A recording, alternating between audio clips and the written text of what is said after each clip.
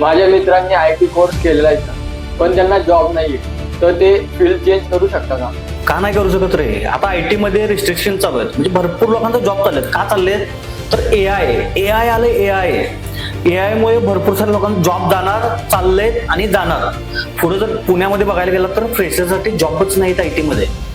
मग त्यांना जर स्विच करायचं आहे डिजिटल मार्केटिंग मध्ये तर करू शकतात. का नाही करू शकत?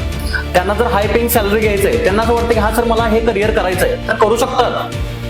कारण की हे डिजिटल मार्केटिंग फील्ड असं आहे की ज्याचं 12वी झालंय, BCom झालंय, आर्ट झालंय, कॉमर्स झालंय, डिग्री झालंय, डिप्लोमा झालंय, B.Pharm वाले असतील, असे भरपूर मल्टिपल लोक आहेत जे करतायत डिजिटल मार्केटिंग आणि ऑलरेडी त्या लेवलचा जॉब सुद्धा घेत आहेत.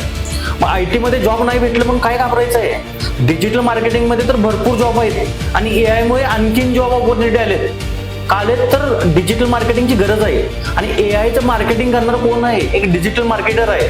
सो त्याच्यामुळे ओपनिंग तर खूप आहे. 100% करू शकतात आणि चांगला जॉब मिळून जाईल त्यांना.